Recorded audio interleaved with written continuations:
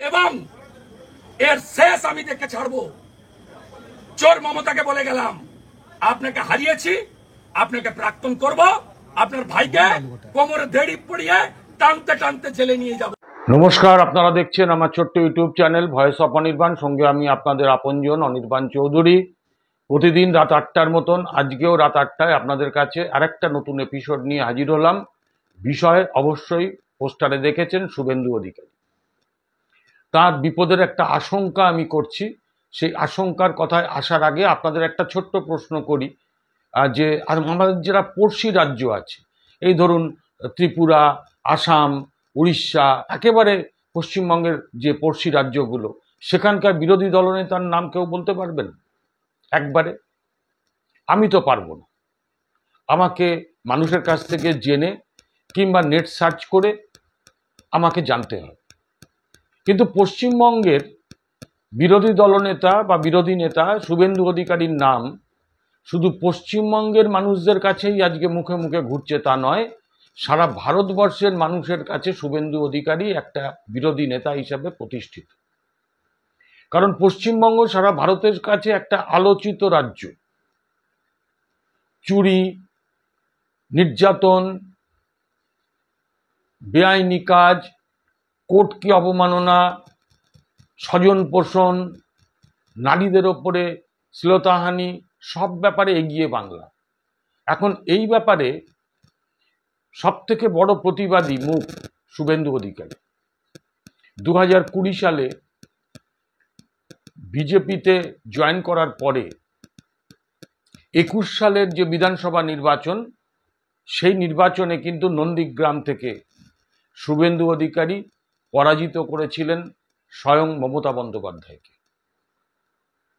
এবং শুধু তাই নয়, বিধানসভায় দাঁড়িয়ে সরকারের যে বেআইনি কাজ বা সরকারের যে বেআইনি সিদ্ধান্ত, সেগুলোর বিরুদ্ধে প্রতিনিয়ত সরব হয়েছেন তার সতীর্থ বিধায়কদের নিয়ে। এবং বিধায়করাও শুভেন্দু অধিকারীর ওপর যথেষ্ট নির্ভরশীল, এবং শুভেন্দু অধিকারীকে তার থেকে বয়সে বেশি বিধায়করাও মানেন। আজকে পশ্চিমবঙ্গের মানুষের কাছে শুভেন্দু অধিকারী একটা আন্দোলনের প্রতীক।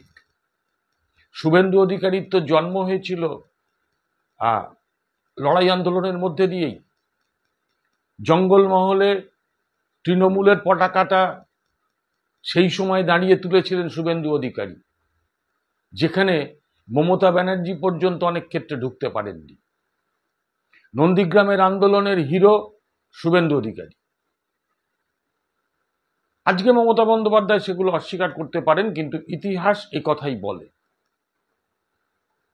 আজকে শুভেন্দু অধিকারী সে সন্দেশখালীর নির্যাতিতা মহিলা থেকে একেবারে দক্ষিণ কলকাতার বালিগঞ্জের একজন গৃহবধূ, কিংবা একজন রিক্সা চালক থেকে ব্যাংক ম্যানেজার, তরুণ প্রজন্ম, সাধারণ মানুষ, তিনি যে দলই করুন না কেন, তার কাছে একটা ভরসার জায়গা হচ্ছে শুভেন্দু অধিকারী।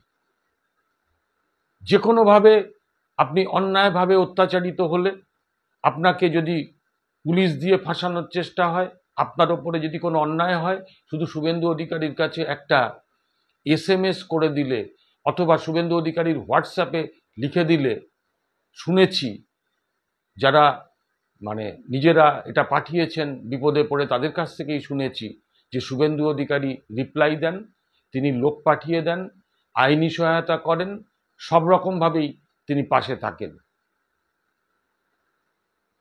তো আজকে বিধানসভায় দাঁড়িয়ে মুখ্যমন্ত্রীর চোখে চোখ রেখে যে কথা বলতে পারে শুভেন্দু অধিকারী, দলবদ্ধভাবে সেখানে ফ্লোরে নেবে কথা বলতে পারে, চিৎকার করতে পারে শুভেন্দু অধিকারী, ফ্লোর থেকে বেরিয়ে রাস্তায় গিয়ে আন্দোলনের মুখ শুভেন্দু অধিকারী। হ্যাঁ, বারবার শুভেন্দু অধিকারী কথাটা এই জন্যই বলছি, আমি কারুকে ছোট না করে পশ্চিমবঙ্গে বিজেপি সহ অন্যান্য বিরোধী দলগুলোর মধ্যে একমাত্র লড়াকু মুখ হিসাবে কিন্তু শুভেন্দু অধিকারী এই মুহূর্তে সব থেকে বেশি পরিচিত। ছাত্র অবস্থা থেকে আন্দোলন করেছে, তার মত পথ, তার নীতি, তার আদর্শ, তার সঙ্গে আমি একমত হই কি না হই সেটা বড় প্রশ্ন নয়। বড় প্রশ্ন এটাই যে অন্যায়ের বিরুদ্ধে, অবিচারের বিরুদ্ধে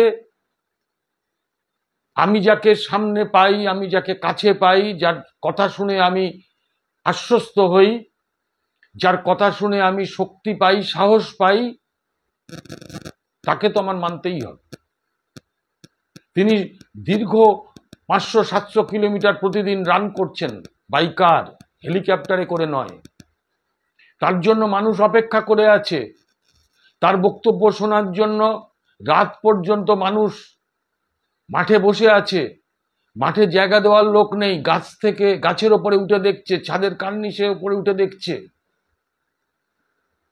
যখন রোড শো করছে, রাস্তার দুপাশে মানুষের ঢল নামছে, শুধু তার হাতের সঙ্গে হাত মেলাবার জন্য, তার গাটাকে স্পর্শ করার জন্য। আজকে দেখেছি সেই উদ্বেল, মানুষের মধ্যে উদ্বেল মনোভাব। আজকে তিনি একা কাঁধে করে বলতে গেলে নির্বাচনী বৈতরণী পার করার চেষ্টা করছেন। পঞ্চম দফা নির্বাচন হয়ে গেছে, একাধারে তিনি কেন্দ্রীয় বাহিনীর ওপর চাপ সৃষ্টি করছেন, একাধারে নির্বাচন কমিশনের ওপর চাপ সৃষ্টি করছেন, একাধারে পশ্চিমবঙ্গ পুলিশের ওপর চাপ সৃষ্টি করছেন। তো আজকে এই মানুষটা দাঁড়িয়ে বলছে কেশপুরের মাটিতে যে যারা পঞ্চায়েত কেন বিগত 3 বছর ধরে কোনো নির্বাচনে ভোট দিতে পারেননি, তাদের কাছে তিনি আশ্বাস দিচ্ছেন যে আপনি ভোট দিতে পারবেন। তো এই মানুষটাকে যদি ষষ্ঠ এবং সপ্তম দফা, যে দুটো দফা বাকি আছে, সেই দুটো দফা থেকে যদি সরিয়ে দেওয়া যায় নির্বাচনী প্রক্রিয়া থেকে, তার জন্য গতকাল একটা পুলিশি অভিযান হলো তার বাড়িতে, মানে ভাড়া বাড়ি কোলাঘাটের কাছে। তো সেখানে অভিযান হলো, শুভেন্দু অধিকারী রক্ষা কবচ নেওয়া আছে হাইকোর্ট থেকে। সেই রক্ষা কবচে পরিষ্কার বলা আছে যে তার বিরুদ্ধে কোনো কড়া ব্যবস্থা তো পুলিশ নিতেই পারবে না। দ্বিতীয় কথা, তার বাড়িতেও যদি কখনো রেড করতে পুলিশ যায়, তাহলে আদালতের অনুমতি নিয়ে শুভেন্দু অধিকারীকে জানিয়ে তার বাড়িতে যেতে হবে, সার্চ ওয়ারেন্ট নিয়ে যেতে হবে। গতকাল কিন্তু সার্চ ওয়ারেন্ট না নিয়ে, আদালতের রায় থাকা সত্ত্বেও আদালতের অনুমতি না নিয়ে, শুভেন্দু অধিকারীকে না জানিয়ে গোপনে পুলিশের ওই 2 জন আধিকারিক তারা তার ভাড়া বাড়িতে পৌঁছে গিয়ে বেডরুমে পৌঁছে গেল। কোনো সাংবাদিকরা জানলেন না। এবং যখন তারা ঢুকলেন, তখন শুভেন্দু অধিকারীর ওই যে আবাসনে ভাড়া থাকেন, তার সামনে একটা ম্যাটাডোর দাঁড়ানো, সেখানে কতগুলো বস্তা। তো শুভেন্দু অধিকারীকে একটা বড় চক্রান্ত করে ফাঁসাবার চেষ্টা হয়েছিল বলে আমি মনে করছি, বা স্বয়ং শুভেন্দু অধিকারীও মনে করছেন, আপনারাও বোধ করি বুঝতে পারছেন। কারণ শুভেন্দু অধিকারী এখন শাসক দলের কাছে একটা আতঙ্ক। 5 দফায় শাসক দলের অবস্থা করুন, ষষ্ঠ এবং সপ্তম দফায় মুখ রক্ষার মতন আসন না পেলে খুব বিপদ। তাই এখন শুভেন্দু অধিকারীকে যদি কোনোভাবে নির্বাচন কমিশনের মাধ্যমে এই নির্বাচন প্রক্রিয়া থেকে সরিয়ে রাখা যায়, তার জন্য একটা চেষ্টা হয়েছিল গতকালের ওই পুলিশি অভিযানটা। শুভেন্দুবাবু তার বিরুদ্ধে হাইকোর্টে যাচ্ছেন, তার বিরুদ্ধে ইলেকশন কমিশনকে জানিয়েছেন, পুলিশ অবজারভারকে জানিয়েছেন। সে কি ব্যবস্থা হয় সেটা আমরা নিশ্চয়ই দেখব। তবে শুভেন্দুবাবু তো শুনলেন, বলেইছেন আমি ছাড়ব না।